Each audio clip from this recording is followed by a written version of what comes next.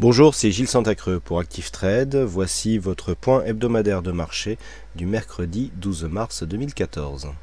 Et nous commençons donc par une petite vue sur les indices européens avec le CAC 40 qui symbolise bien ce qui se passe actuellement sur les indices, puisque nous avons ici cette phase de hausse qui est venue casser sa zone de dynamique ici par une rupture de ce support oblique sur un gap baissier, donc lié à la crise ukrainienne.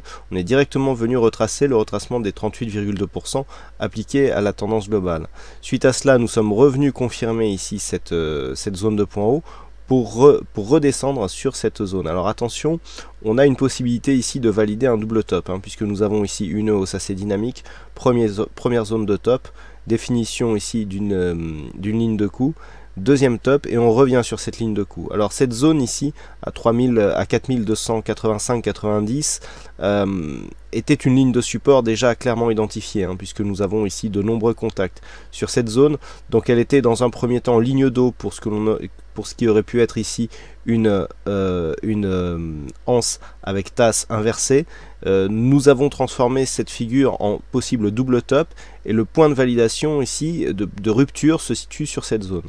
Donc la rupture de cette zone aurait des conséquences techniques assez baissières, puisque nous aurions des objectifs qui seraient définis donc par un report d'amplitude entre cette zone de point haut qui se trouve environ à 4430 points et cette zone à 4290, donc environ 140 points d'amplitude qu'il faudrait reporter ici et qui nous emmènerait aux environs des 4150 points, donc sur cette zone là qui nous donnerait une probabilité de retracement total. Donc on a ici sur une rupture de cette zone une possibilité d'accélération baissière dont il faut absolument tenir compte. Et puis sur le DAX, nous avons une configuration assez similaire.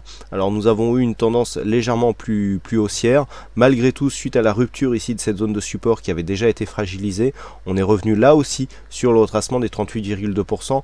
Le double top est beaucoup moins net, mais ce que nous pouvons voir, c'est que sur une rupture ici de cette zone, validée par une rupture de cette zone de point bas significatif qui constituait la dernière attaque récente de la zone de support, eh bien nous aurions là aussi une possibilité d'accélération baissière, donc le CAC et le DAX qui pourraient être révélateurs de ce qui se passe actuellement sur les indices européens, avec donc ce risque baissier qui serait donc dans un premier temps donné sur une valeur ici à 9070 points sur le DAX, avec un risque d'accélération à 8985 points.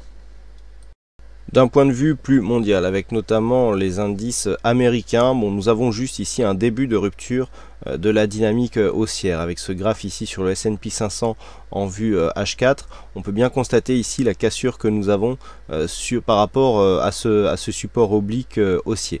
Alors pour l'instant, il n'y a pas trop de conséquences. On est sur une phase ici qui vient juste casser la dynamique. On n'a pas encore cassé le retracement des 23,6%, mais il s'agit d'une première alerte qui constitue ici une rupture de la dynamique qui pourrait nous amener, pour l'instant ce n'est pas encore confirmé, mais qui pourrait nous amener à un retournement de tendance. Et puis si nous passons à l'euro-dollar, donc pour avoir une petite visualisation sur les monnaies, on est toujours ici sur un trend haussier qui a été réactivé par Mario Draghi la semaine dernière. On est venu toucher un nouveau plus haut sur la tendance court terme, et donc on confirme ici cette évolution haussière qui se fait au sein d'un trend, donc avec cette zone ici, des 1,3823 qui est en train de s'imposer comme zone de support, une zone qui était précédemment résistance, donc qui est en train d'être confirmée comme zone de support.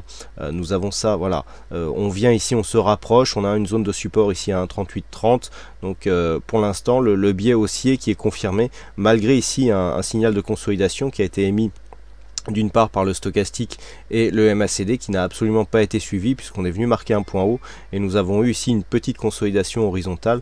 Donc pour l'instant pas de signal d'affaiblissement sur la paire de devises euro-dollar. Et enfin, pour finir, un petit focus sur les matières premières avec pour débuter l'or qui vient de toucher un objectif qui est attendu depuis maintenant quelques jours à 1360 $ l'once. En vue daily, nous pouvons constater ici que cette zone correspond au dernier contact ici sur cette résistance moyen-long terme. Depuis la cassure de celle-ci, eh bien c'était l'objectif qui était défini comme étant la cible potentielle donc de cette cassure, et maintenant nous allons surveiller que cette cassure devrait être dépassée, puisque il faudrait dépasser cette zone pour basculer d'un flux et d'une tendance baissière moyen-long terme vers une tendance haussière. Donc il faudra attendre ici une cassure significative, hein. Nous sommes sur une tendance moyen-long terme, donc il faut de l'amplitude pour confirmer ici cette zone de cassure. Et puis nous terminons ce point matière première avec l'évolution du WTI. Nous sommes ici en vue daily. Il y avait un double bottom ici qui s'était défini avec une cassure sur cette zone.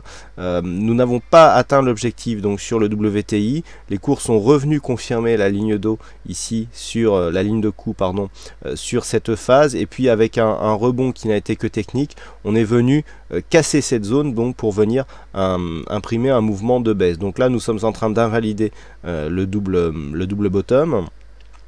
Par rapport à la tendance directe, eh bien nous sommes sur une phase où suite à un mouvement haussier, on est venu ici valider donc un début de consolidation après la cassure de cette zone de support.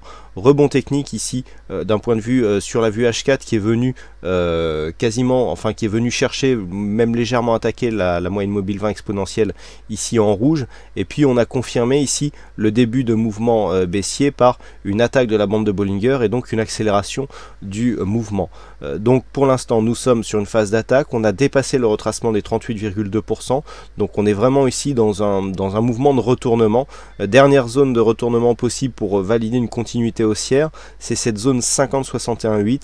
Si l'on rebondit sur cette zone, on pourra encore, malgré la perte de la dynamique, parier sur une continuité haussière. Par contre, si le retracement des 61,8% de Fibonacci qui se situe actuellement à 96,70 était cassé à la baisse, eh bien il y aurait un signal de retournement donc sur le WTI qui pourrait amener à une évolution beaucoup plus neutre, hein, avec un possible retour ici sur cette zone de point bas à 91,50. Voilà donc pour ce point hebdomadaire des marchés. Il ne me reste plus qu'à vous souhaiter à toutes et à tous bonne chance et surtout prudence, hein, sur les marchés. Et on se retrouve donc dès la semaine prochaine sur le site ActiveTrade pour votre prochain point hebdomadaire. A bientôt.